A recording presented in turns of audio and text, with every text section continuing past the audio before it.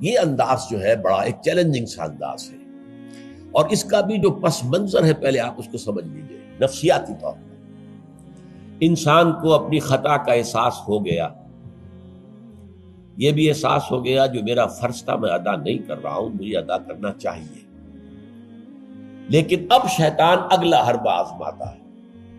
دیکھو ابھی فلاں کام پڑا ہے، ابھی فلاں کام ہے، ابھی بیٹیوں کے ہاتھ گیلے کرنے ہیں، ابھی یہ کرنا ہے، ابھی بچے تمہارے چھوٹے ہیں، ابھی تمہارے بیٹوں کی تعلیم کا مرحلہ ہے، میاں ہو جانا ٹھیک، بعد میں سارے تقاضے مطالبے پورے کر لینا، پہلے یہ ذمہ داریاں تو پوری کرو۔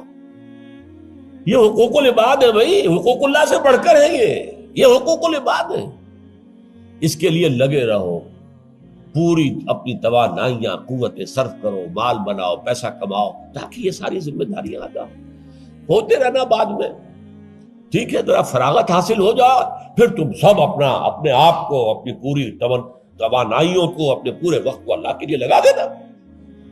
یہ ہے تاخیر اور تعویق، اس کا حربہ شیطان کا، یہ سب سے بڑا ہے۔ کر لیں گے بھائی، کر لیں گے، کوئی نہیں، ابھی ذرا جلدی نہیں، ابھی فلاں کام ہے، فلاں فرائض ہے، فلاں ذمہ داریاں ہیں، ذرا ان سے نمٹ لوں، پر اگر میں ریٹائر ہو جاؤں سروس سے تو پھر میں سارا اپنے آپ کو لگا دوں گا۔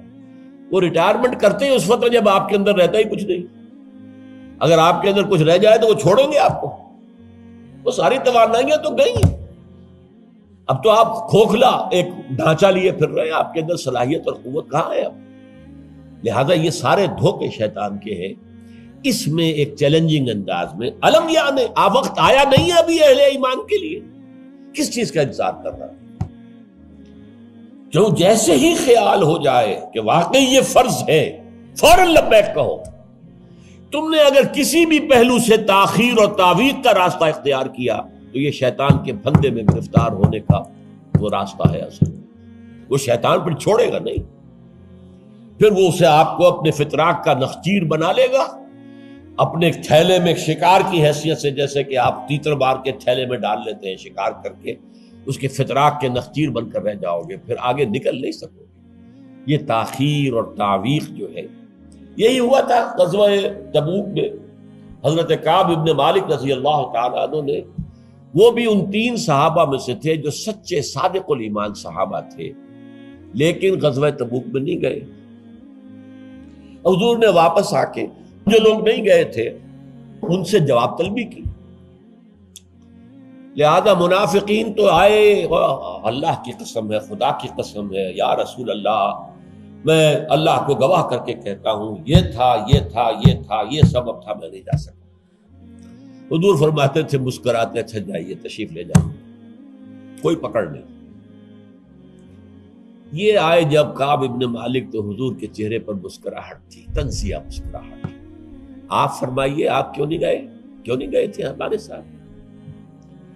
عرض کیا حضور میرے پاس بھی زبان ہے، میں بھی جھوٹ بول سکتا ہوں، لیکن آج میں جھوٹ بول کر آپ کی گرفت سے، آپ کی سرزنش سے اپنے آپ کو بچا لوں گا، لیکن قیامت میں کیا کروں؟ خدا کی قسم جتنا صحت مند میں اس زمانے میں تھا اتنا صحت مند کبھی نہیں رہا، یعنی کوئی بیماری مجھے آج نہیں لاحق ہوئی تھی، اور جتنا فارغ البال میں اس زمانے میں تھا، ہر چیز میرے پاس تھی، اتنا فارغ البال میں کبھی نہیں رہا۔ لیکن حضور میرے نفس نے مجھے پٹی پڑھائی کہ حضور تو جائیں گے نا 30,000 کا لشکر لے کر، تو اس کی تو ایک خاص رفتار ہوتی ہے، تیز رفتاری سے تو نہیں جا سکتا، اور تمہارے پاس ہے بڑی مضبوط تکڑی اونٹنی ہے، تمہاری جو ناقہ ہے تمہاری وہ تو بہت جو ہے قوت والی ہے، لہذا ابھی 2-3 دن چلنے دو لشکر کو، پھر تیزی کے ساتھ دوڑا کر اپنی اونٹنی کو جا کے مل جانا۔ ہر روز صبح مجھے یہی نفس جو ہے پٹی پڑھاتا رہا کہ اچانک ایک دن میں نے محسوس کیا کہ اب تو چاہے میں کتنا ہی تیز دوڑ لوں آپ کے ساتھ نہیں مل سکتا، بس میں رہ گیا بیٹھ، اب جو صدا دوں۔ یہ ہے تاخیر و تعویق۔ انہیں سزا دی گئی، مقاطعہ، کوئی شخص اس سے بات نہ کرے۔ 3 صحابہ کا معاملہ ہے، یہ سورہ توبہ کے اندر تفصیل سے آیا ہے، اور صحیح بخاری کی طویل ترین احادیث میں سے پڑھنے کے قابل ہے کہ انہوں نے کیسے بیان کیا اپنے پورے معاملے کو۔ یہ نفس کیسے دھوکہ دیتا ہے؟ ابھی چند دن اور مدینے کے اندر اپنے نخلستان کی ٹھنڈی چھاؤں کے اندر آرام کر لو، چند دن اور، بھائی جانا ہے، بہت دور جانا ہے، تبوک جانا ہے، کوئی یہ 2 دن میں تو نہیں پہنچ جائیں گے حضور، پھر دوڑ کر پکڑ لینا، ساتھ چل مل جانا۔ یہ دھوکہ شیطان کا، یہ دھوکہ نفس کا، یہ ہے الم یأن للذین آمنوا ان تخشع قلوبہم لذکر اللہ وما نزل من الحق۔ یہ سب کچھ تم نے 15 آیتیں اگر سورہ حدید کی پڑھ کر بھی تم نے اپنی گردن نیچے کر کے اپنے دل کو نہیں ٹٹولا تو اور کون سی ہدایت آئے گی، کہاں سے آئے گی؟ 15 آیتیں سورہ حدید کی پڑھ کر بھی، تو کیا ابھی وقت نہیں آیا اہل ایمان کے لیے؟ کس کا انتظار ہے؟ کس چیز کا انتظار؟ الم یعن للذین آمنوا ان تخشع قلوبہم لذکر اللہ وما نزل من الحق۔ کیا وقت آنے گیا اہل ایمان کے لیے کہ ان کے دل جھک جائیں اللہ کی یاد میں، اور جو کچھ حق میں سے نازل ہوا، ما نزل من الحق، یہ پورا قرآن الحق، اس میں سے جو یہ آیات نازل ہوئی ہیں، یہ تم نے ابھی سن لی ہیں، پڑھ لی ہیں، اس کے سامنے بھی دل نہیں جھکیں گے تو کب جھکیں گے؟ اس پر بھی اگر دل نہیں پگھلے تو کب پگھلیں گے؟ اس پر بھی اگر دل میں کوئی عزم اور ارادہ پیدا نہ ہوا کہ اپنی جان لگا دینی ہے، کھپا دینی ہے، ان صلاتی و نسکی و محیایا و مماتی للہ رب العالمین، اس پر بھی نہیں ہوا تو کب ہوگا؟ اور کون سی ہدایت آئے گی؟ فبأی حدیث بعدہ یؤمنون، اس قرآن کے بعد اور کون سی چیز کے یہ منتظر ہے جس پر یہ ایمان لائیں گے؟ الم یعن للذین آمنوا ان تخشع قلوبہم لذکر اللہ وما نزل من الحق۔ اور جیسا کہ میں نے تمہیدی جو میرا بیان تھا ان صورتوں کے بارے میں، اس میں عرض کیا تھا، ان میں اہل کتاب سے خطاب نہیں ہے، اہل کتاب کو نشان عبرت کے طور پر پیش کیا گیا۔ دیکھو مسلمانوں، تم سے پہلے بھی ایک امت تھی، معمولی امت نہیں تھی، وہ امت جسے قرآن سند دے رہا ہے 2 دفعہ سورہ بقرہ کے اندر صرف، یا بنی اسرائیل اذکروا نعمتی التی انعمت علیکم وانی فضلتکم علی العالمین، اے بنی اسرائیل یاد کرو میرے اس احسان کو جو تم پر ہوا، میں نے تمہیں تمام جہان والوں پر فضیلت دی تھی۔ وہ قوم، وہ امت، امت موسیٰ، اس امت کو کتنی کتابیں دی گئی، تورات انہیں دی گئی، زبور انہیں دی گئی، انجیل انہیں دی گئی، امت تو ایک ہی ہے۔ یہ حضرت مریم اسرائیلی نہیں تھی کیا؟ تو چاہے باپ حضرت عیسیٰ کا کوئی نہیں ہے، لیکن وہ حضرت مریم کے بیٹے ہیں، اسرائیلی، یہ اسرائیلی نبوت ہے جو چلی آ رہی ہے، حضرت موسیٰ اور ہارون سے شروع ہوئی ہے 1400 برس قبل، اور حضرت عیسیٰ اور یحییٰ پر آ کر ختم ہوئی ہے۔ یہ سلسلہ نبوت کا، سینکڑوں نبی آ گئے 1400 برس میں، تو آپ اندازہ کیجئے اتنی بڑی امت، لیکن اس کا حال کیا ہوا؟ وَلَا يَكُونُوا، دیکھو نہ ہو جائیں یہ اہل ایمان بھی كَالَّذِينَ أُوتُوا الْكِتَابَ مِن قَبْلُ، ان لوگوں کے مانند جن کو کہ کتاب دی گئی تھی ان سے پہلے، فَطَالَ عَلَيْهِمُ الْأَمَدُ، تو جب ان پر ایک طویل مدت گزر گئی، فَقَسَتْ قُلُوبُهُمْ، تو ان کے دل سخت ہو گئے۔ اس کا نقشہ کھینچا گیا ہے سورہ بقرہ میں، ثم قست قلوبکم فہی کالحجارۃ او اشد قسوہ، دیکھو اے بنی اسرائیل، اے یہودیوں، اس کے بعد تمہارے دل سخت ہوتے چلے گئے، بدکاری سے، غلط کاری سے، دنیا پرستی سے، شہوت رانی سے، زر پرستی سے دل سخت ہوتے چلے جاتے۔ حضور نے فرمایا جب انسان ایک گناہ کرتا ہے دل کے اوپر ایک داغ پڑتا ہے، اگر توبہ کرے گا تو صاف ہو جائے گا، توبہ نہیں کرے گا پھر گناہ کرے گا، پھر داغ پڑے گا، پھر پڑے گا، پھر داغ پڑے گا، پھر یہاں تک کہ پورا دل سیاہ ہو جاتا ہے۔ اور حضور نے اپنی مٹھی بند کر کے کہا ایسے ہو جاتا ہے، اب اس میں کوئی ہدایت داخل نہیں ہو سکتی، بند ہو گئی۔ اور جب یہ تھیلی بند ہوئی پھر اللہ کی مہر لگ گئی، ختم اللہ علی قلوبہم وعلی سمعہم طبع اللہ علی قلوبہم، اللہ نے مہر لگا دی ان کے دلوں کے اوپر۔ یہ مرحلہ آتا ہے کہ جب کہ فرمایا اب تمہارے دل پتھروں کے مانند، بلکہ او اشد قسوہ، پتھروں سے بھی زیادہ، فَإِنَّ مِنَ الْحِجَارَةِ لَمَا يَتَفَجَّرُ مِنْهُ الْأَنْهَارُ، پتھر تو ایسے بھی ہوتے ہیں جن میں سے چشمے پھوٹ بہتے ہیں. وَإِنَّ مِنْهَا لَمَا يَشَّقَّقُ فَيَخْرُجُ مِنْهُ الْمَاءُ، چٹانوں میں ایسی بھی ہوتی ہیں شق ہو جاتی ہیں ان میں سے پانی نکل آتا ہے. وَإِنَّ مِنْهَا لَمَا يَهْبِطُ مِنْ خَشْيَةِ اللَّهِ، چٹانیں ایسی بھی ہوتی ہیں اللہ کے خوف سے گر پڑتی ہیں. وَمَا اللَّهُ بِغَافِلٍ عَمَّا تَعْمَلُونَ، تمہارے دل ان سے بھی سخت ہو چکے ہیں اور اللہ بے خبر نہیں ہے اس سے کہ جو تم کر رہے ہیں. آج اس امت پر بھی تو 1400 برس گزر گئے، کتنا عرصہ گزرا ہے، اور آج وہی خواہشات ہیں. ہم تو امت محمد میں ہیں صلی اللہ علیہ وسلم، وہ تو شافع محشر ہے، وہ تو ہر امتی کو بخشوا لیں گے تب جا کر راضی ہوں گے. اللہ راضی کرے گا انہیں، وہ راضی اسی وقت ہوں گے جب ہر امتی کو بخشوا لیں گے. سیاں بے کوتوال اب ڈر کاہے کا؟ جب ہمارے سیاں ہمارے شوہر کہہ لے کوتوال بن گئے تو مجھے کس کا ڈر ہے؟ کوتوال ہی کا ڈر ہوتا ہے نا کہ وہ پکڑے گا. سیاں بھائی کوتوال، اب ڈر کاہے کا؟ یہ ہے وہ چیز، امانی، دل کا امانی. سیغفر لنا، ہمیں تو بخش دیا جائے گا، ہماری تو شفاعت ہو جائے گی. بھائی کچھ بھی ہے، ہم کلمہ گو تو ہیں، کچھ بھی ہے، محمد کے نام لیوا تو ہیں صلی اللہ علیہ وسلم. لیکن یہ قرآن مجید میں یہی ان کا قول نقل کیا گیا تھا.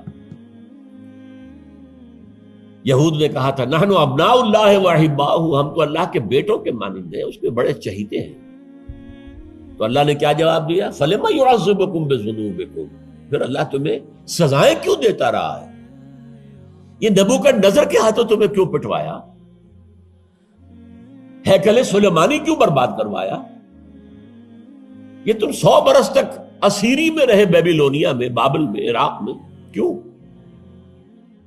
تمہارا دوسرا جو تھا ہیکل بنایا تم نے، وہ بھی سن 70 میں گروا دیا ٹائٹس کے ہاتھوں. 1,33,000 ایک دن میں قتل کیے اس نے، ٹائٹس نے 1,33,000 یہودی یروشلم کے اندر ایک دن میں قتل کیے. اندازہ کیے. پچھلی صدی میں 60 لاکھ یہودی جرمنوں نے ختم کیے. 6 ملین. اور ان کو اب بھی یہی کر رہا ہے، we are the chosen people of the Lord, ہم تو اللہ کے پسندیدہ بندے ہیں. یہی حال اس امت کا ہے. ہسپانیہ سے ایسے نکالے گئے کہ ایک بچہ تک نہیں بچا. تاتاریوں کے ہاتھوں کروڑ قتل ہوئے. یہ سب کچھ تمہارے ساتھ ہوا کہ نہیں؟ کروسیڈرز کے ہاتھوں تمہاری پٹائی کم ہوئی تھی؟ 88 برس تک بیت المقدس عیسائیوں کے قبضے میں رہا تھا کہ نہیں؟ تو غور کیجئے، دلوں کو نرم کیجئے، اور دلوں کو نرم کرنے کا ذریعہ بھی قرآن ہے. یا ایھا الناس قد جاءتکم موعظۃ من ربکم. موعظہ، واعظ کہتے ہیں اس کو جو دل کو نرم کرے، اس میں رقت پیدا کر دے. رقیق کہتے ہیں پتلی شے کو، رقیق مادہ، رقیق مادہ. دل سخت ہو جائے اسے نرم کرنے کی ضرورت ہے. اس کے لیے واعظ بھی سب سے بڑا قرآن. الم یان للذین آمنوا ان تخشع قلوبهم لذکر اللہ وما نزل من الحق ولا یکونوا کالذین اوتوا الکتاب من قبل. تمہارے سامنے موجود ہے. فطال علیہم الامد، پھر ان پر ایک مدت جب گزر گئی، فقست قلوبهم، تو ان کے دل سخت ہو. البتہ یہاں ایک واقعہ میں اور عرض کر دوں. ایک دل کی سختی وہ تھی جو یہودیوں کی ہو گئی تھی، یا ہم میں سے بھی بہت سو کی ہو چکی ہے. لیکن ایک اور دل کی سختی بھی ہوتی ہے، وہ اپنے احساس کی شدت کی بنا پر. یہ معاملہ حضرت ابوبکر کے ساتھ پیش آیا رضی اللہ تعالی. ان کے عہد خلافت میں ایک وفد آیا باہر سے. انہیں جب قرآن کی آیات سنائی گئی تو ان کی آنکھوں سے آنسو بہنے لگے. حضرت ابوبکر نے فرمایا ہاکذا کننا حتی قست القلوب. ایسے ہی ہم بھی ہوتے تھے، قرآن سنتے ہی، قرآن پڑھتے ہوئے ہمارے آنکھوں سے آنسو جاری ہو جایا کرتے، یہاں تک کہ ہمارے دل سخت ہو گئے. معاذ اللہ معاذ اللہ، یہ شدت احساس ہے۔ یقیناً یہ ہوتا ہے جب آدمی عادی ہو جاتا ہے تو وہ کیفیت نہیں رہتی۔ میں نے اللہ کے فضل و کرم سے 6 حج کیے، لیکن جو کیفیت پہلے حج کی تھی وہ پھر کبھی نصیب نہیں ہوئی۔ ویسے بھی یہ تھا کہ اس وقت تک ابھی اتنا ہجوم نہیں تھا، سن 62، اب آج سمجھیے 42 برس گزر چکے ہیں، تو اس وقت کا اور تھا معاملہ۔ اب جو ہے وہ ہجوم جو ہے وہ اس میں کبھی انسان کو وہ اپنے اندر جھانکنے کا، کہیں تنہائی میں بیٹھ کر یاد کرنے کا موقع نہیں ملتا، لیکن وہ تھا۔ لیکن ویسے بھی بات یہ ہے کہ ایک آدمی، اب جو لوگ وہاں رہتے ہیں مکے میں رہنے والے، ان میں سے اکثر کو ہم دیکھتے ہیں وہ خانہ کعبہ کا، اس اصل چوکور گھر کا بھی کوئی ادب نہیں کرتے، وہ تو ہر وقت ان کے نگاہوں کے سامنے عادی ہو گئے۔ تو ایک شکل یہ ہوتی ہے کہ جو ایک تعامل کثرت کے ساتھ جب ایک بات ہو رہی ہو تو پھر اس کی وہ تاثیر نہیں رہتی۔ تو فرمایا فقست قلوب، حضرت ابو بکر کا بھی وہ احساس کی شدت جو تھی، جیسے حضور نے فرمایا انہ لیغان علی قلبی، میرے دل پر بھی کبھی کبھی حجاب سا طاری ہو جاتا ہے۔ معاذ اللہ، کیسا حجاب؟ اب اس حجاب کے لفظ سے دھوکہ نہ کھا جائیے کہیں، ایک حجاب میرا اور آپ کا ہے، ایک حجاب محمد رسول اللہ صلی اللہ علیہ وسلم، کہ وہ جو اللہ کی طرف توجہ کی انٹینسٹی ہے، انٹینسٹی اس میں تھوڑی سی کمی بھی ہو گئی تو اسے آپ حجاب سے تعبیر کریں۔ ہمیں تو وہ کیفیت ہی میسر نہیں ہو سکتی، لیکن اس انٹینسٹی کے اندر، یہ لفظ انٹینسٹی انگریزی کا بار بار بول رہا ہوں، اس کی شدت، لیکن شدت کے لفظ کے اندر جو ہے وہ اتنا مفہوم نہیں آتا جتنا انٹینسٹی کے لفظ میں۔ وہ انٹینسٹی جو ہے اس میں ذرا سی کمی ہوئی، حضور پریشان ہو گئے۔ وَإِنَّهُ لَيُغَانُ عَلَىٰ قَلْبِي وَإِنِّي لَأَسْتَغْفِرُ اللَّهَ 70 مرة فِي كُلِّ يَوْمٍ، اور ہر روز میں 70 مرتبہ استغفار کرتا ہوں اللہ کے نام۔ تو کیا آپ گناہ کرتے تھے؟ معاذ اللہ، یہ ذرا سی اس توجہ کی شدت میں، انٹینسٹی میں ذرا سی کمی ہوئی، اسے بھی آپ حجاب سے تعبیر کریں۔ تو یہی ہے مفہوم حضرت ابو بکر کے اس قول کا۔ لیکن ایک ہے قساوت قلبی، معصیت کی وجہ سے، دنیا پرستی کی وجہ سے، نفس پرستی کی وجہ سے، زر پرستی کی وجہ سے، شہرت پرستی کی وجہ سے، اقتدار پرستی کی وجہ سے، یہ پرستشیں جو ہے یہ جو دل کو سخت کرتی ہیں تو وہ پتھر اور چٹان سے زیادہ سخت ہو جاتا ہے۔ ثم قست قلوبکم فہی کالحجارۃ او اشد قسوۃ وان من الحجارۃ لما يتفجر منه الانہار وان منها لما يشقق فيخرج منه الماء وان منها لما يهبط من خشیۃ اللہ وما اللہ غافل عما تعملون وکثیر منهم فاسقون۔